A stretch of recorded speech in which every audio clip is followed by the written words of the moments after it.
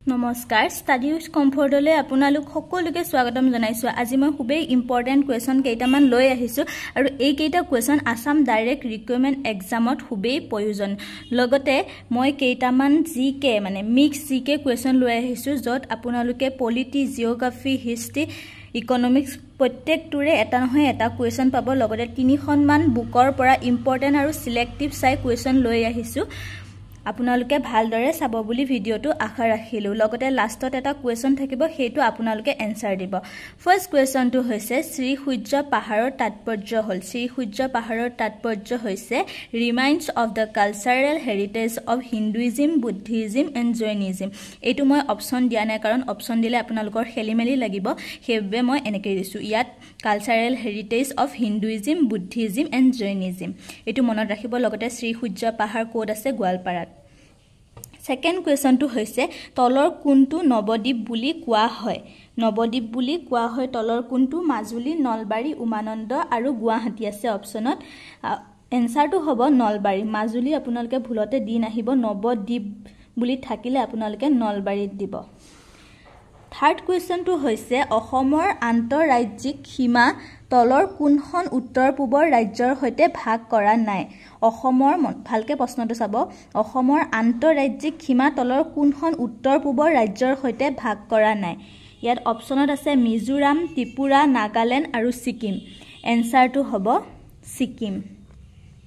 আপোনালোকে কিমান পাইছে মক টেষ্টৰ দৰে আপোনালোকে এই কুৱেশ্যন কেইটা ধৰিব পাৰে, লগতে কেইটা পাৰিছে আপোনালোকে কমেণ্ট কৰিব। যদিহে আপোনালোকে ইয়াৰে 80% পাৰিছে, তেনেহ'লে আপোনালোকৰ পঢ়া মানে হৈছে আৰু বহুতখিনি হৈছে আৰু সেই বুলি আপোনালোকে মানে ভাবিব পাৰে। সেইকাৰণে মক টেষ্ট যিমান পাৰে মক টেষ্ট দিবলৈ চেষ্টা কৰিব, কাৰণ সকলোৱে পঢ়ি চাগে কমপ্লিট কৰিছে। এতিয়া মাত্ৰ এমাহ বাকী আছে, সেইটোত আমি চবেই মানে মক টেষ্টে দিব লাগিব। মক টেষ্ট দিলে সিমান মানে জ্ঞানৰ লেভেলটো সিমান বাঢ়ি যায়।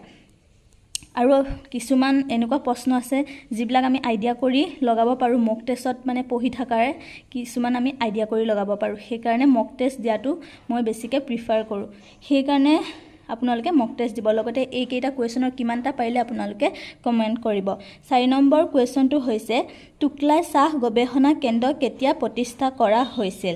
যোৱাবাৰ প্ৰশ্নত আহি গৈছিল এই চাহ হেৰিটোৰ নাম আহি গৈছিলে, গৱেষণা কেন্দ্ৰটোৰ নাম অসমৰ চাহ গৱেষণা কেন্দ্ৰটোৰ নাম টুকলাই। এতিয়া আহিবও পাৰে কিমান চনত টুকলাই চাহ গৱেষণা কেন্দ্ৰ প্ৰতিষ্ঠা কৰা হৈছিল। অপশ্যনত আছে 1839, 1874, 1839, 1839, 1911, 1950। 1839 চনত, 1874 চনত, 1911 চনত, 1950 চনত। ইয়াৰ এনসাৰ হ'ব 1911 চনত।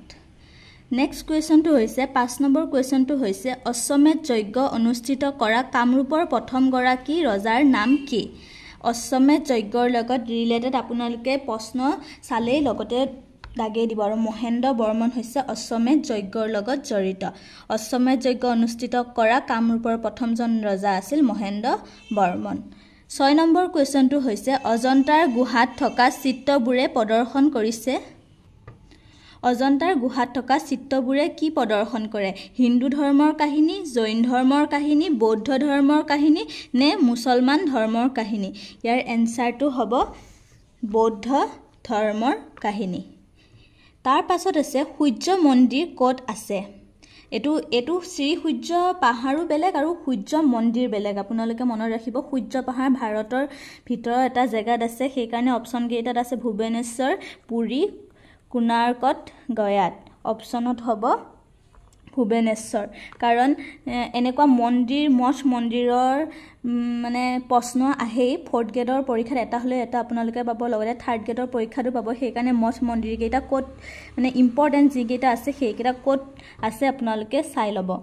তাৰ নেক্সট কুৱেশ্যনটো হ'ব 8 নম্বৰ কুৱেশ্যনটো হৈছে ভাৰতবৰ্ষৰ পৃথিৱীৰ 23তম বৃহৎ দেশ। প্ৰথম নে, তৃতীয় নে, সপ্তম নে, চতুৰ্থ? কিমান নম্বৰ পৃথিৱীৰ কিমান নম্বৰ দেশ হৈছে সপ্তম। 9 নম্বৰ কুৱেশ্যনটো হৈছে সংবিধান সভাৰ খচৰা কমিটিৰ সভাপতিৰ নাম কি? অপশ্যনত আছে ৰাজেন্দ্ৰ প্ৰসাদ, B.R. আম্বেদকাৰ, জৱাহৰলাল নেহেৰু, সচিদানন্দ সিনহা। আপোনালোকে প্ৰশ্নটো চাই ভালকৈ টিক দিব, কাৰণ ইয়াত সুধিছে সংবিধান সভাৰ সংবিধান সভাৰ খচৰা কমিটিৰ সভাপতি আছিল B.R. আম্বেদকাৰ নেক্সট কোৱেশ্চনটো হৈছে সূৰ্যৰ পৰা পৃথিৱীলৈ পোহৰ আহি পাওঁতে কিমান সময় লাগে 2 minute 4 minute 8 minute 6 minute answer হ'ব 8 মিনিট নেক্সট কোৱেশ্চনটো আছে অসমৰ কোনখন জিলা সৰ্বপ্ৰথম ধপাত মুক্ত হিচাপে ঘোষণা কৰা হৈছিল অসমৰ কোনখন জিলা সৰ্বপ্ৰথম ধপাত মুক্ত হিচাপে ঘোষণা কৰা হৈছিল ইয়াৰ এনসাৰত অপচনত আছে শিৱসাগৰ কৰিমগঞ্জ যোৰহাট আৰু লখিমপুৰ ইয়াৰ এনসাৰ হ'ব যোৰহাট যোৰহাট অসমৰ প্ৰথম ধপাত নিষিদ্ধ জিলা হিচাপে ঘোষণা কৰি ৰাষ্ট্ৰীয় ধপাত নিয়ন্ত্ৰণ আঁচনিৰ অধীনত 2014 মনত ৰাখিব আপোনালোকে 2014 চনৰ 10 জানুৱাৰীত দেশৰ আদৰ্শ জিলা ৰূপে প্ৰদৰ্শন কৰা হৈছিল যোৰহাট মনত ৰাখিব কিমান চনত 2014 চনৰ 10 জানুৱাৰীত লগতে যোৰহাটত প্ৰায় 90% মনত ৰাখিব এইটো 90% কাৰ্যালয় বৰ্তমান ধপাত মুক্ত জিলাখনত মানে সিগাৰেট আৰু ধপাত জাতীয় সামগ্ৰী আইন 2003 ৰ 4 নং দফা ৰাজহুৱা স্থানত ধূপাপান মানে ধপাত মানে আৰু যিবিলাক হেবিলাক আছে বি সিগাৰেট হেবিলাক নিষিদ্ধকৰণ কাৰ্যকৰী কৰা হৈছিল তো মনত ৰাখিব 12 নম্বৰ কোৱেশ্চনটো হৈছে আহোম সাম্ৰাজ্যৰ প্ৰথম ৰাজধানী ক'ত আছে অপচনত আছে টিপাম ৰংপুৰ চৰাইদেউ আৰু হাবুং এনসাৰ আপোনালোকে সকলোৱে জানে সগে চৰাইদেউ লগতে আপোনালোকে এটা ইম্পৰ্টেন্ট মানে পইণ্ট মনত ৰাখিব 1253 চনত 1253 চনত প্ৰথম আহোম স্বৰ্গদেউ চুকাফাই চৰাইদেউত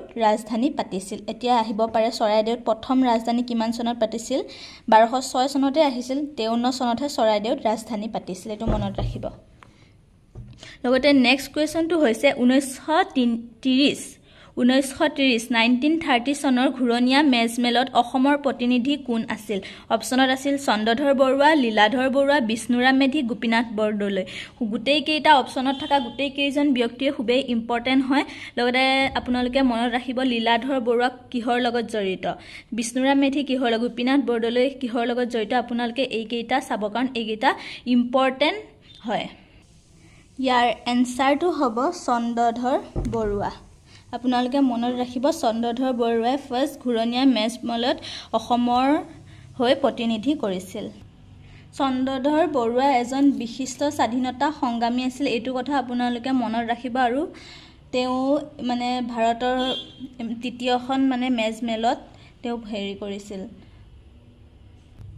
প্ৰতিনিধি কৰিছিল এটো আপোনালোকে মনত ৰাখিব লগতে লীলাধৰ বৰুৱাটো মনত ৰাখিব অসমৰ কোনে বিখ্যাত দাণ্ডি যাত্ৰাত ভাগ লৈছিল অসমৰ কোনে দাণ্ডি যাত্ৰাত ভাগ লোৱা অসমৰ হৈছে লীলাধৰ বৰুৱা এটো আপোনালোকে মনত ৰাখিব এটো আহি থাকে পৰীক্ষাত লগতে চন্দ্ৰধৰ বৰুৱা লীলাধৰ বৰুৱা হৈছে ঘুৰণীয়া মেজমেলত অংশগ্ৰহণ কৰিছিল লগতে লীলাধৰ বৰুৱাই অংশগ্ৰহণ কৰিছিল দাণ্ডি যাত্ৰাত এই দুটা খুবেই মানে উল্টা পুল্টা লাগে মনত ৰাখিব 14 নম্বৰ কোৱেশ্চনটো হৈছে বামুণী কোঁৱৰ টাই আহোম নাম কি বামুণী কোঁৱৰৰ টাই আহোম নাম অপচন আছে সুদাংফা সুমংফা সুবিনফা আৰু সুহুংমুং ইয়াৰ এনসাৰটো হ'ব সুদাংফা কিয় সুদাংফাক বামুণী কোঁৱৰ বুলি কোৱা হয় জানেনে আপোনালোকে ইয়াৰ মানে মেইন কাহিনীটো হৈছে সুদাংফাৰ আন এটা নাম হৈছে বামুণী কোঁৱৰ আৰু তেওঁক বামুণী কোঁৱৰ বুলি কিয় কোৱা হয় কাৰণ তেওঁৰ জন্ম আৰু প্ৰতিপালন ব্ৰাহ্মণৰ ঘৰত হৈছিল সেইবাবে তেওঁক বামুণী কোঁৱৰ বুলি কোৱা হয়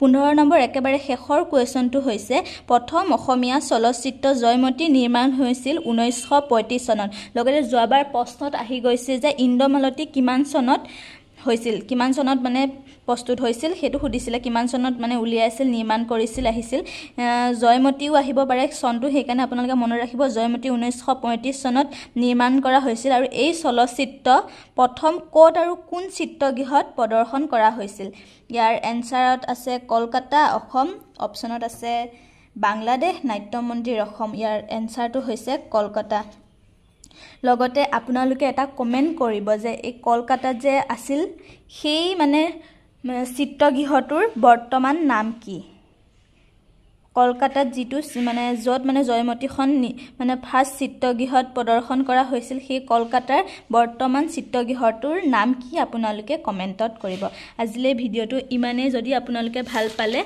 তেনেহ'লে লাইক কৰিব লগতে এনেকুৱা ইম্পৰ্টেণ্ট যদি কুৱেশ্যন আপোনালোকক লাগে তেনেহ'লে মোক কমেণ্টৰ যোগেদি আপোনালোকে কৈ দিব মই এনেকৈ ভিডিঅ' যোগেদি আপোনালোকক প্ৰভাইড কৰিম থেংক ইউ